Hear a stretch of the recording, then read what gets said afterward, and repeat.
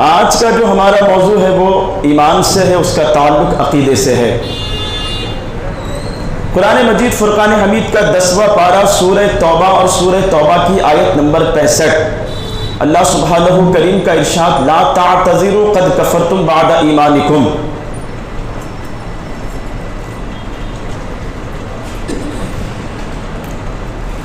جس میں اللہ سبحانہ کریم نے جو لوگ رسول اللہ صلی اللہ تعالیٰ علیہ وسلم کے علم غیب کا مذاق بناتے تھے یا مذاق اڑاتے تھے، اللہ سبحانہ کریم نے ان کے نفاق کو ظاہر کیا اور فرمایا لا تعتذروا قد کفرتم بعد ایمانکم، کہ بہانے مت بناؤ، بے شک تم کافر ہو چکے ایمان لانے کے بعد۔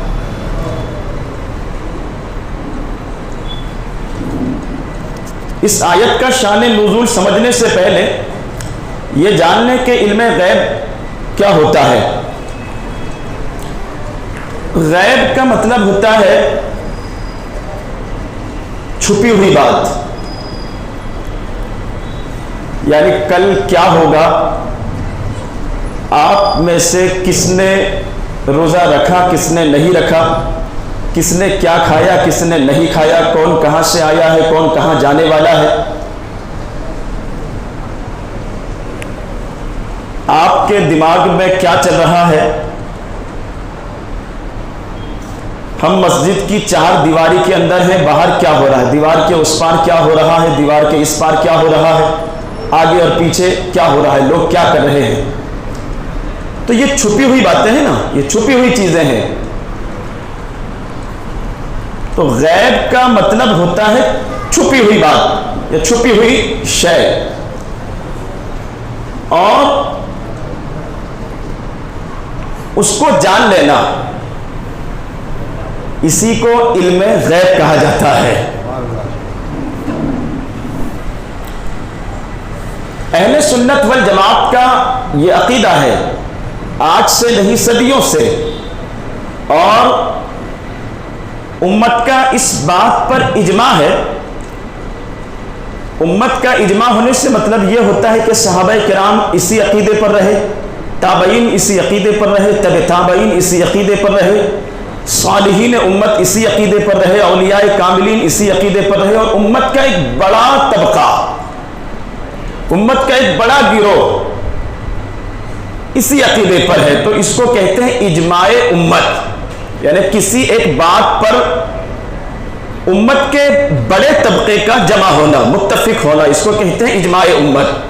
اور چند لوگ جو ہے وہ الگ نظریہ رکھتے ہوں، چند لوگ الگ نظریہ رکھتے ہوں، اس سے فرق نہیں پڑتا، اجماع کیا ہے، یعنی امت کس بات پر متفق ہے، یا امت کا بڑا طبقہ، بڑا گروہ کس بات پر اتفاق رکھتا ہے، اس کو کہتے ہیں اجماع امت۔ امت کا اس بات پر ہمیشہ سے اجماع رہا ہے، اتفاق رہا ہے کہ اللہ تبارک و تعالیٰ نے انبیاء کرام علیہم السلام کو علم غیب عطا فرمایا۔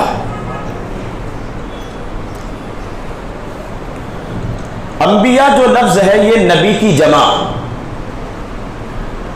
ایک کے لیے اگر کہیں تو نبی، یا ایھا النبی جو لفظ قرآن مجید فرقان حمید میں کئی مقامات پر آیا ہے، آپ سنتے ہیں،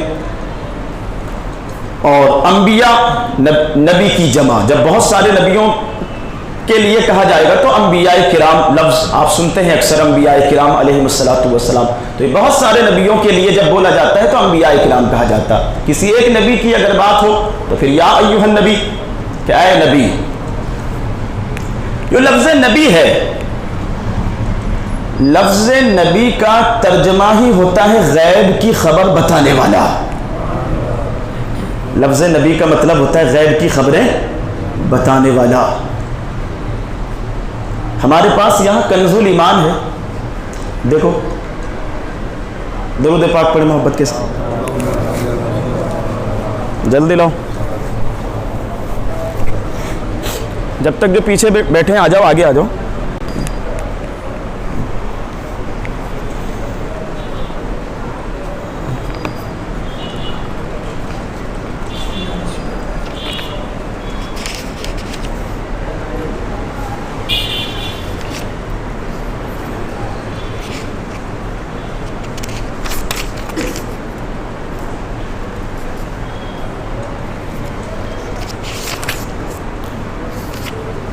تو لفظ نبی کا جو ترجمہ ہے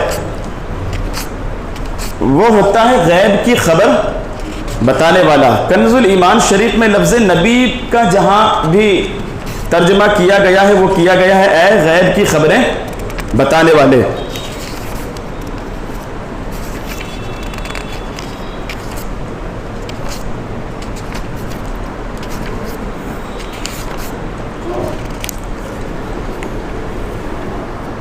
اور دیگر جو تراجم ہیں یعنی الگ الگ جو طبقوں کے لوگوں نے ترجمے کیے ہیں تو وہاں انہوں نے لفظ نبی کے نیچے یعنی یا ایھا النبی ہے تو اے نبی لکھ دیا، لفظ نبی کا ترجمہ نہیں کیا۔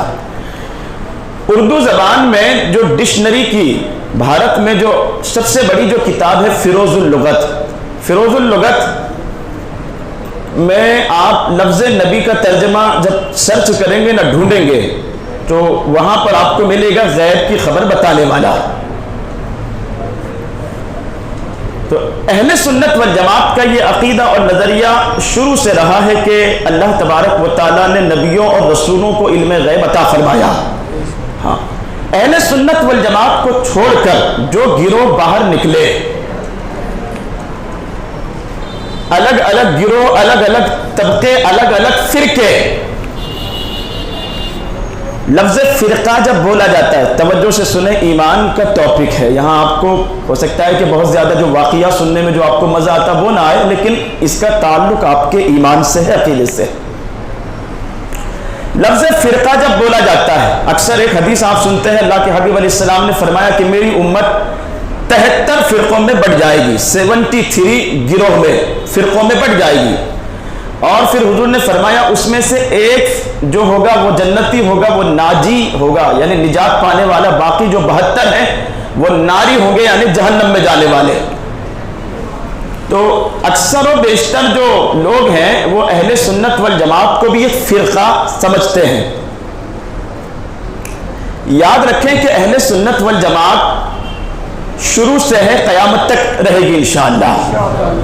حضرت عیسیٰ علیہ السلام جب تشریف لائیں گے نا قیامت کے پہلے دنیا میں، تو یہ جو سارے الگ الگ نام سے جو فرقے ابھی دنیا میں آپ کو دکھتے ہیں، نظر آتے ہیں، اہل حدیث، اہل قرآن، ہم کا فلاں فلاں فلاں، سب نے اپنے اپنے بنا لیے ہیں، یہ سب ختم۔ اور جس وقت حضرت عیسیٰ علیہ السلام زمانے میں دنیا میں تشریف لائیں گے تو ایک ہی جماعت باقی رہ جائے گی اور وہ ہے اہل سنت والجماعت، سب ختم۔ تو اہل سنت والجماعت یہ اصل ہے، اصل بنیاد، اہل سنت والجماعت اصل ہے، کسی میں سے نکلی نہیں ہے، شروع سے تھی، ہے ابھی بھی، قیامت تک بھی قیامت تک رہنے والی ہے۔ حضور علیہ السلام کا فرمان ہے میری پوری امت ایک ساتھ کبھی گمراہ نہیں ہوگی، فرمان رسالت ہے، اللہ کے حبیب نے فرمایا میری پوری امت ایک ساتھ پوری کبھی گمراہ نہیں ہوگی، ایک گروہ ہمیشہ حق پر رہے گا، یہ فرمان رسالت ہے کہ ایک گروہ ہمیشہ حق پر رہے گا، یہاں تک کہ اللہ تبارک و تعالیٰ پھر باقی امت کو بھی اس گروہ کے ساتھ فرما دے گا۔ اور لفظ فرقہ جب بولا جاتا ہے تو جو لوگ نکلے اہل سنت والجماعت میں سے، الگ الگ انہوں نے گروہ بنائے، الگ الگ طبقے بنائے، انہیں فرقہ کہا جاتا ہے، الگ الگ ٹائٹل کے ساتھ، الگ الگ ناموں کے ساتھ۔ جیسے مان لیجیے آپ کہ 1000 لوگوں کا ایک جماعت ہے، 1000 لوگوں کی ایک جماعت ہے، گروہ ہے، اب اس میں سے 100 لوگ نکل گئے الگ کہ ہم یہ جو باقی 900 لوگ ہیں ان کے ساتھ میں نہیں رہنا چاہتے، ہمارا نظریہ جو ہے ان سے الگ ہے، تو وہ جو 900 ہے وہ فرقہ نہیں ہے، یہ جو 100 بھاگے ہیں نکل کے یہ فرقہ۔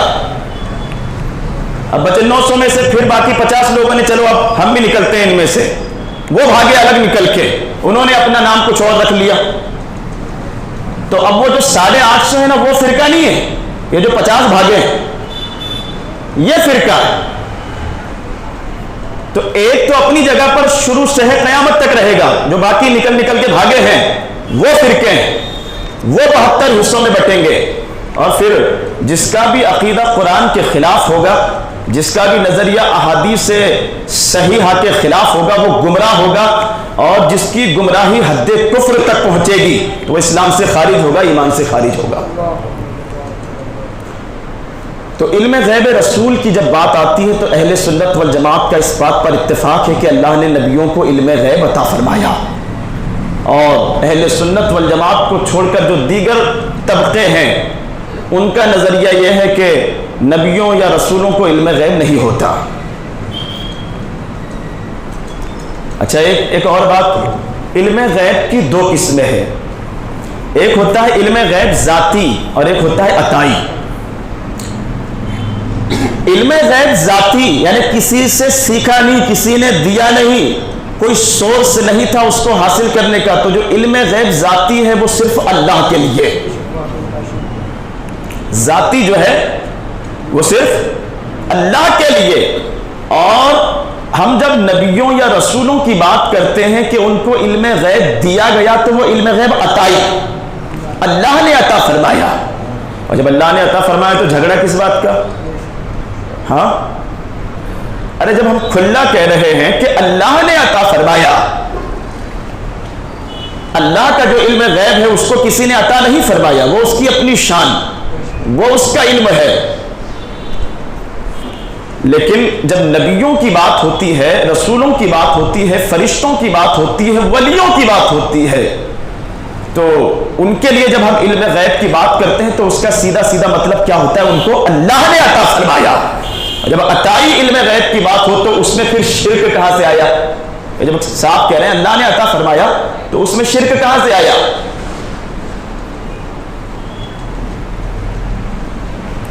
اچھا، پھر جو اللہ نے عطا فرمایا اس کو کوئی ناپ سکتا ہے؟ ہاں، تول سکتا ہے؟ ایک بات بتائیں، آپ بور تو نہیں ہو رہے نا؟ ہاں، نہیں تو اس کو چھوڑ کے کچھ دوسرا ٹاپک شروع کروں، پھر درود پاک پڑھیں محبت کے ساتھ۔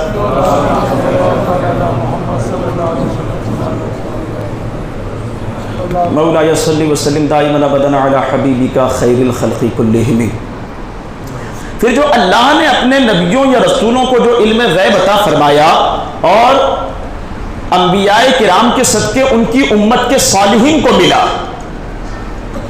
صحابہ کو ملا، اولیاء کاملین کو ملا، تو وہ جو علم غیب ہے وہ عطائی ہے۔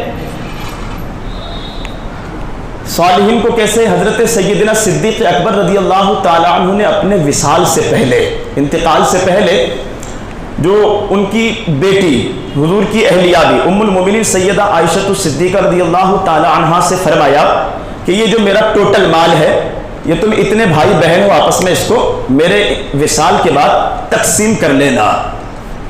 تو سیدنا صدیق اکبر نے اپنی ایک بیٹی کا بھی ذکر فرمایا۔ جو ام المومنین عائشہ صدیقہ پوچھتی ہیں اپنے والد سے کہ آپ جس بیٹی کا ذکر کر رہے ہیں وہ کہاں ہے؟ تو فرمایا ابھی وہ دنیا میں نہیں ہے، وہ آنے والی ہے۔ ہاں، وہ ابھی دنیا میں نہیں ہے بلکہ آنے والی ہے، ابھی پیدا نہیں ہوئی، آنے والی۔ اچھا ٹھیک ہے، بیوی اگر جو ہے حاملہ ہو، پریگنینٹ ہو، تو آپ کو اندازہ رہتا ہے کہ بچہ جو ہے وہ پیدا ہوگا، لیکن کوئی ماں کا لال بتا دے گا کہ وہ بیٹا ہے یا بیٹی ہے؟ الٹرا ساؤنڈ وغیرہ سے پتہ لگ جاتا ہے آج کل دنیا میں۔ سائنس نے اتنی ترقی کر لی ہے، میڈیکل سائنس کہاں سے کہاں پہنچ گیا۔ تو کیا آپ یہ مانیں گے کہ سائنس جو ہے، میڈیکل سائنس، وہ جس پر پابندی لگا رکھی ہے گورنمنٹ نے کہ وہ آپ پتہ نہیں کر سکتے کہ بیٹا ہے کہ بیٹی ہے، ورنہ پیٹ میں ہی مار دیا جاتا ہے نا؟ بیٹی ہے تو ختم کرو اس کو، یہی دنیا میں آنے سے پہلے قصہ ختم۔ تو اسلام کا احسان ہے جو بچایا۔ اسلام کا، ابھی میرا موضوع نہیں ہے، اسلام کا احسان ہے بیٹیوں پر کہ بچایا، عزت دی۔ اب وہی جو ہے اسلام کو آنکھیں دکھا رہی ہے، جن کو اسلام نے عزت دی وہی اسلام کو اپنے لیے جو ہے وہ ظلم اور ناانصافی کرنے والا سمجھتی ہیں، بھاگ رہی ہیں غیروں کے ساتھ۔ وہی جو ہے جن کو اسلام نے بچایا، وقار دی، اپنے ماں باپ کو جو ہے وہ آنکھیں دکھا رہی۔ تو پھر آپ کیا سوچیں گے کہ پھر جو پیدا ہوتے ہی مار دیتے تھے یا زمین میں گاڑ دیتے تھے وہ اچھے تھے پھر؟ ہاں، جو پیدا ہوتے ہی زمین میں گاڑ دیتے تھے زندہ ہی، کیا وہ اچھے تھے پھر؟ تو یہ بات سمجھنا پڑے گی امت کی عورتوں کو، بیٹیوں کو، کہ اسلام کل بھی تمہارے لیے احسان تھا، آج بھی ہے، قیامت تک رہے گا۔ اور جہاں اسلام کی پناہ سے جو سیکیورٹی کوچ ہے اسلام کا، جہاں اس کے باہر نکلی تو یہ دنیا بھیڑیوں کی طرح تمہارے جسموں کو نوچ کر رکھ دے گی، برباد کر دے گی تمہیں۔ اسلام نے جو سرکشا دی ہے، جو سیکیورٹی کوچ تمہیں دیا ہے، اس کا مہتو سمجھو، اس کی اہمیت کو جانو۔ بہرحال تو یہ بتا دیا سیدنا صدیق اکبر نے اپنی بیٹی سے کہ میری ایک بیٹی اور دنیا میں آئے گی، اس کا بھی حصہ رہے گا، میری یہ پراپرٹی ہے جو میرا مال ہے، وراثت ہے اس میں۔ تو یہ کہاں سے ملا انہیں؟ یہ اللہ کے رسول کی بارگاہ سے ملا۔ بہرحال موضوع جو ہے وہ پھیلتا جا رہا، میں سمجھنے کی کوشش کرتا ہوں۔ تو علم غیب جو دو قسم ہے، ایک ذاتی اللہ کے لیے، ایک عطائی جو اللہ نے عطا فرمایا، اور جو اللہ نے عطا فرمایا وہ کتنا ہے اس کو بھی ناپ نہیں سکتے۔ ہمارے پاس ایسا کوئی دنیا میں آج تک ایسا کوئی کانٹا نہیں بنا، ایسا کوئی تھرمامیٹر نہیں بنا جو اندازہ لگا لے کہ کتنا عطا فرمایا یا کتنا دیا۔ رب فرماتا ہے وَعَلَّمَكَ مَا لَمْ تَكُنْ تَعْلَمْ وَكَانَ فَضْلُ اللَّهِ عَلَيْكَ عَظِيمًا۔ محبوب، ہم نے آپ کو وہ تمام علوم عطا فرما دیے جو آپ نہیں جانتے تھے۔ اور جب اللہ فرما رہا ہے کہ تمام علوم عطا فرما دیے، تو وہ جو تمام اللہ فرما رہا ہے اس کو کوئی ناپ سکتا ہے، تول سکتا ہے، اس کا کوئی احاطہ کر سکتا ہے کہ کتنے تھے؟ وہ نہیں کر سکتا۔ تو علم غیب جو ہے یہ اس کا تعلق آپ کے ایمان سے ہے، آپ کے عقیدے سے ہے۔ شروع میں بھی انکار کیا گیا، آج بھی ایک طبقہ انکار کرتا ہے، کچھ لوگ لگاتار علم غیب کا انکار کرتے ہیں۔ میں نے اسی لیے آج اس کو اپنا موضوع بنایا۔ قرآن مجید فرقان حمید کا 10واں پارہ سورہ توبہ، یہ میرے ہاتھ میں تفسیر روح البیان شریف جلد 5، اور اس میں پارہ نمبر 9 اور 10 کا خلاصہ، پارہ 10 صفحہ نمبر 257، سورہ توبہ کی آیت نمبر 65، یہ یہاں پر ہے آخری میں جو لا تعتذروا قد کفرتم بعد ایمانکم، بہانے مت بناؤ تم کافر ہو چکے ایمان لانے کے بعد۔ تو یہ اللہ رب العزت کا خطاب کس کے لیے تھا؟ کس سے کہا رب نے کہ بہانے مت بناؤ، تم کافر ہو چکے ہو ایمان لانے کے بعد؟ اس کا شان نزول یہ ہے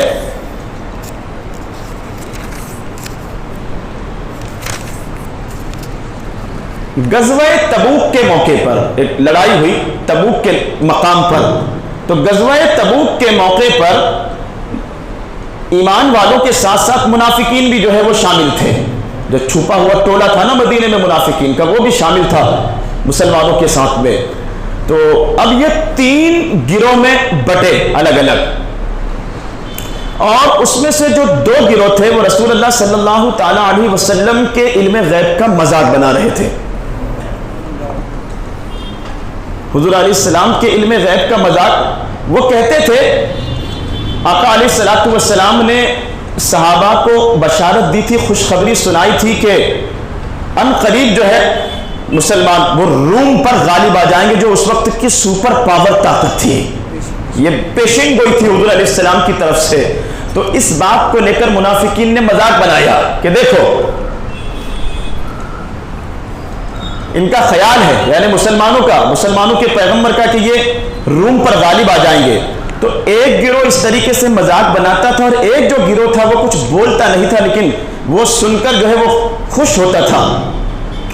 تو جب اس طریقے سے ان کی گفتگو چل رہی تھی، حضرت جبرائیل کے ذریعے اللہ تبارک و تعالیٰ نے پیغام بھیجا اپنے حبیب تک، اور بتایا گیا کہ اس طریقے سے یہ جو منافقین ہیں یہ علم غیب کا مذاق بنا رہے ہیں، بلایا ان کو، کیا تم میرے بارے میں ایسی باتیں کر رہے تھے؟ پوچھا حضور نے، تو وہ کیا کہتے ہیں کہ ہم یہ راستہ کاٹنے کے لیے، یعنی سفر کٹ جائے ہمارا آسانی کے ساتھ، اس لیے ہم ایسے ہی آپس میں مذاق کر رہے تھے۔ تو مذاق کے طور پر بھی کوئی کسی نبی کی شان میں گستاخی کرے، جو خاصہ ہے، جو اللہ نے جو خصوصیات عطا فرمائی اپنے نبیوں کو، ان میں سے کسی کا انکار کرے تو پھر انجام کیا ہوتا ہے؟ قرآن نے ان کے لیے اعلان فرمایا بہانے مت بناؤ، کہ تم کہہ رہے ہو آپس میں کہ ہم مذاق کر رہے تھے، بہانے مت بناؤ، لا تعتذروا قد کفرتم بعد ایمانکم، تم کافر ہو چکے ہو ایمان لانے کے بعد۔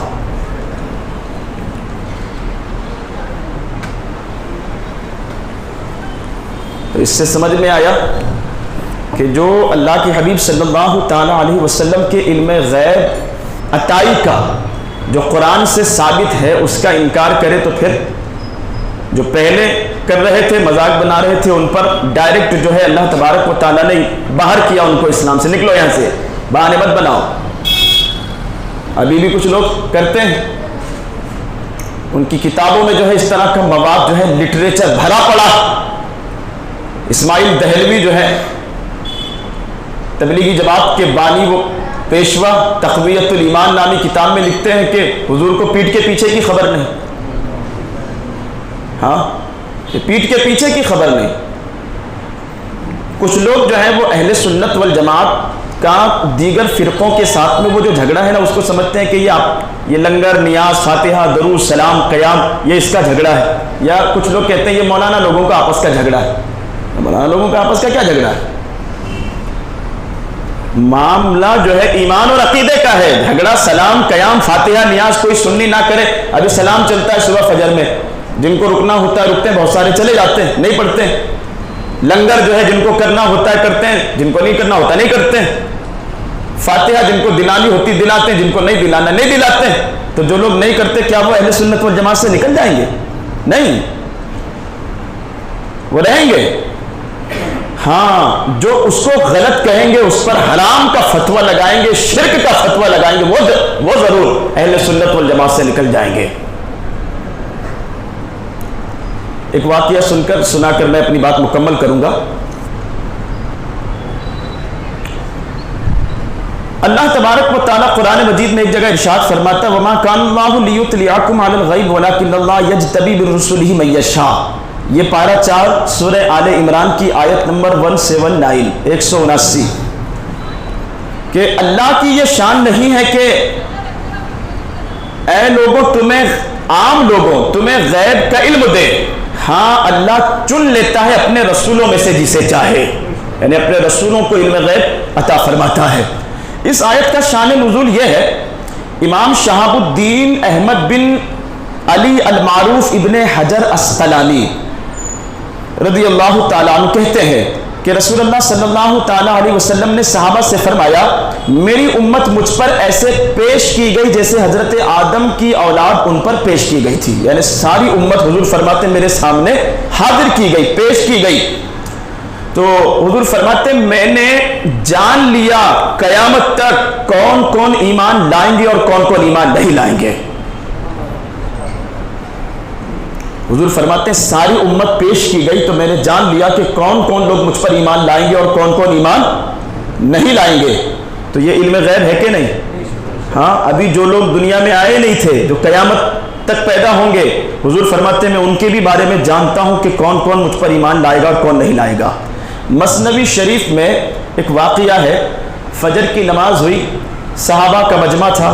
حضرت انس ایک مشہور صحابی تشریف لائے.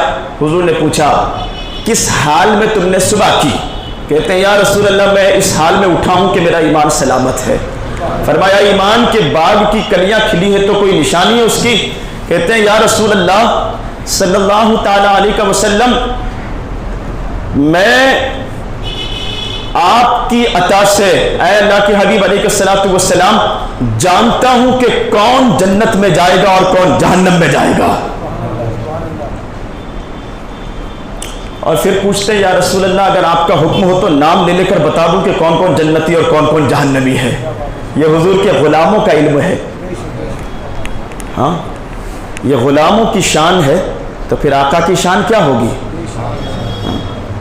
سن سن کے صحابہ کی باتیں جب لوگ مسلمان ہوتے تھے, یہ شان ہے ان کے غلاموں کی, سرکار کا عالم کیا ہوگا. حضور فرماتے ہیں ساری امت پیش کی گئی, میں نے جان لیا کون ایمان لائے گا کون نہیں لائے گا. جب یہ بات منافقوں تک پہنچی تو انہوں نے کہا کہ دیکھو معاذ اللہ, محمد گمان کرتے ہیں, وہ جانتے ہیں کہ کون ان پر ایمان لائے گا اور کون نہیں لائے گا. یہ منافقین مدینے میں حضور کے اقتداء میں آ کے نماز پڑھتے تھے مسجد نبوی شریف میں, لیکن ایمان دل سے نہیں لائے, ایمان نہیں لائے. اپنے آپ کو مسلمان ظاہر کرتے تھے لیکن پیٹھ پیچھے جو ہے وہ گستاخیاں کرتے تھے. تو جیسے ہی یہ بات ان تک پہنچی تو کیا کہنے لگے کہ دیکھو وہ دعویٰ کرتے ہیں محمد صلی اللہ علیہ وسلم کہ وہ جانتے ہیں کہ کون ان پر ایمان لائے گا اور کون نہیں لائے گا، حالانکہ ہم ان کے بیچ میں ہیں۔ بولے ہاں ہم ان کے بیچ میں ہیں، ان کے ساتھ میں ہیں، اور وہ ہمیں نہیں جانتے۔ مطلب یہ ہوا کہ اللہ کے حبیب علیہ الصلوۃ والسلام نے ان کے نفاق پر پردہ ڈال رکھا تھا، تو وہ سمجھتے تھے کہ خبر ہی نہیں ہے ہمارے بارے میں۔ ہاں تو جب یہ بات ان کی حضور علیہ الصلوۃ والسلام تک پہنچی تو آپ علیہ الصلوۃ والسلام جو ہے وہ جلال میں آئے کہ لاؤ بلاؤ سب کو بلایا گیا۔ الگ الگ محدثین کرام نے اس واقعے کو الگ الگ لفظوں کے ساتھ لکھا ہے۔ ہاں منافقوں کا اعتراض سن کر رسول اللہ علیہ الصلوۃ والسلام منبر پر کھڑے ہوئے، اللہ کریم کی حمد و ثنا بیان کی اور فرمایا ان لوگوں کا کیا حال ہے جو میرے علم پر اعتراض کرتے ہیں۔ لا تسألونی عن شیء فیما بینکم و بین الساعۃ الا نبأتکم بہ، یعنی تمہارے اور قیامت کے درمیان جو کچھ ہونے والا ہے پوچھو مجھ سے۔ جلال میں آؤ منبر پر کھڑے ہوئے اللہ کی تعریف بیان کی اور فرمایا کہ ابھی سے لے کر قیامت تک جو کچھ ہونے والا ہے پوچھو مجھ سے۔ تو جلال ایسا تھا کہ کسی کی ہمت ہی نہیں پڑتی تھی کہ وہ آگے بڑھے اور حضور سے سوال کرے۔ تو حضور نے فرمایا تم جس چیز کے بارے میں سوال کرو گے میں اس کا جواب دوں گا، جو تمہارا سوال ہوگا اس کا جواب دوں گا۔ کوئی آگے نہیں بڑھا۔ حضرت سیدنا عبداللہ بن حذیفہ سہمی ایک صحابی تھے رضی اللہ تعالیٰ عنہ، کھڑے ہوئے عرض کیا یا من ابی یا رسول اللہ صلی اللہ تعالیٰ علیہ وسلم، اے اللہ کے رسول میرا باپ کون ہے؟ اب چونکہ ان کے باپ کے بارے میں لوگ اعتراض کرتے تھے کہ تم جسے اپنا باپ سمجھتے ہو وہ تمہارا اصلی باپ نہیں ہے، اعتراض کرتے تھے۔ تو اب ظاہر سی بات ہے کہ کسی غیرت مند مومن کے بارے میں لوگ اگر اس طرح کی باتیں کریں تو وہ کتنا بے چین ہو جائے گا نا، ہاں کہ یار لوگ میرے بارے میں اس طرح کی بدگمانی رکھتے ہیں، اس طرح کی باتیں کرتے ہیں۔ تو ان کو موقع ملا کہ جیسے اللہ کے حبیب نے فرمایا کہ پوچھو، تو یہ پوچھتے ہیں یا من ابی یا رسول اللہ، اے اللہ کے رسول میرا باپ کون ہے؟ تو اب یہ بات کہ کس کا باپ کون ہے اس کا تعلق علم غیب سے ہے کہ نہیں؟ بولیے علم غیب سے ہے نا۔ ارے بھائی کس بچے کا باپ کون ہے یہ تو اس کی ماں ہی بتا سکتی، ہاں، یا پھر کئی مرتبہ آج کل اس طرح کے واقعات ہوتے ہیں پتہ نہیں چلتا ہے کون باپ ہے، تو پھر ڈی این اے ٹیسٹ ہوتا ہے نا، دونوں کا باپ کا بچے کا دونوں کا خون لیا جاتا ہے، بہت ساری چیزیں اس کو جو ہے چیک کیا جاتا ہے، تب پتہ کیا جاتا ہے ڈی این اے ایک ہے تو کہاں یہ باپ ہے۔ یہ سہولت ہے تو ابھی نکلی نا، میڈیکل سائنس نے ابھی یہ ترقی کی ہے۔ 1400 سال پہلے جاؤ کچھ نہیں تھا وہاں، یہ مشتری وغیرہ، اور وہاں سوال ہو رہا ہے یار میرا باپ کون ہے؟ تو اللہ کے حبیب علیہ الصلوۃ والسلام نے فرمایا تیرا باپ حذیفہ ہی ہے، یعنی جنہیں تم اپنا باپ سمجھتے ہو وہی تمہارا باپ ہے۔ بولیے یہ علم غیب ہے کہ نہیں؟ ہاں علم غیب ہے نا۔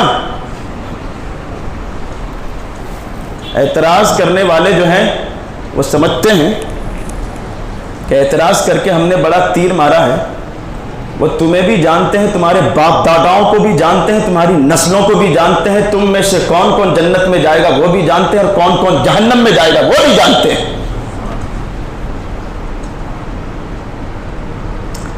اب جو ہے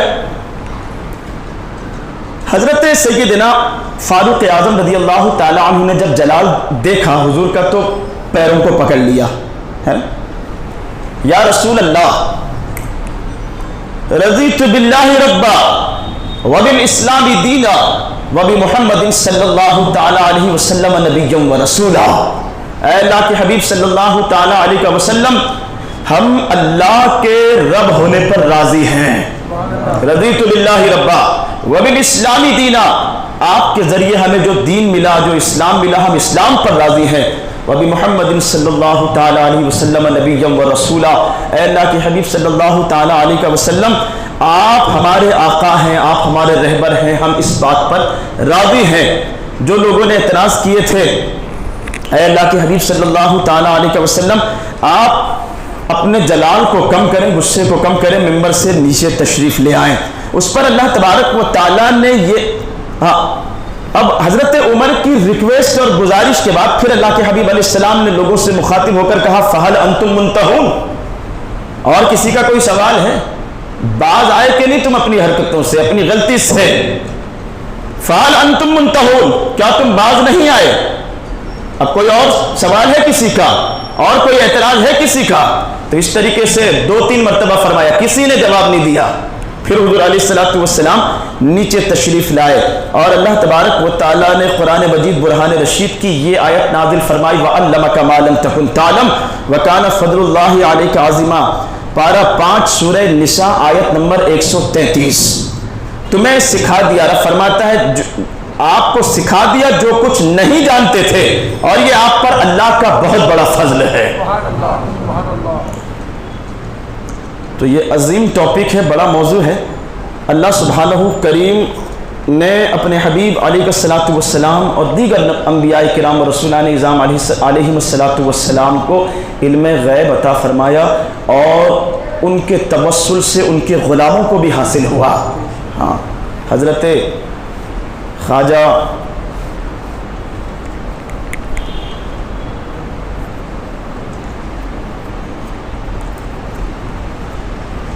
ابو الحسن خرقانی جو ہے بزرگ ہوئے ہیں، وہ ایک مرتبہ بیٹھے وجد کی کیفیت، اور پھر جو ہے ایسے ہوا میں خوشبو محسوس ہوئی اور سونگھنے لگے اس کو۔ تو مریدین نے وہ تھوڑی دیر تک وہ وجد کی کیفیت رہی، تھوڑی دیر کے بعد مریدین نے پوچھا کہ حضور آپ کیا سونگھ رہے ہیں، کیا محسوس کر رہے ہیں؟ فرمایا اللہ کے ایک ولی کی خوشبو سونگھ رہا ہوں۔ لوگوں نے پوچھا کیا وہ آ رہے ہیں آپ کے یہاں، ابھی تشریف لا رہے ہیں؟ کہا نہیں، ابھی وہ نہیں آئے، ابھی 100 سال بعد دنیا میں تشریف لائیں گے۔ یہ کشف ہوتا ہے اللہ کے ولیوں کا، یہ شان ان کی ہوتی ہے۔ اسی لیے ایک حدیث ہے اتقوا بفراست المؤمن فإنه ينظر بنور اللہ، مومن کی فراست سے ڈرو، وہ اللہ کے نور سے دیکھتا ہے۔ تو سنیوں، یہی عقیدہ قرآن کا ہے، یہی عقیدہ صحابہ کا، اجماع امت اسی بات پر، اور الحمدللہ اللہ سبحانہ کریم کا احسان عظیم ہے کہ رب تبارک و تعالیٰ نے ہمیں اہل سنت والجماعت میں رکھا۔ یہ اللہ کا احسان ہے۔ اپنے ایمان کی فکر کریں، اپنے عقیدے کی فکر کریں، اور اپنے ساتھ ساتھ اپنی نسلوں کے بھی ایمان اور عقیدے کی فکر کریں۔ اللہ سبحانہ کریم ہم تمام کو اہل سنت والجماعت پر، اور ہم سب کی آنے والی نسلوں کو مذہب اہل سنت والجماعت پر قائم رکھے۔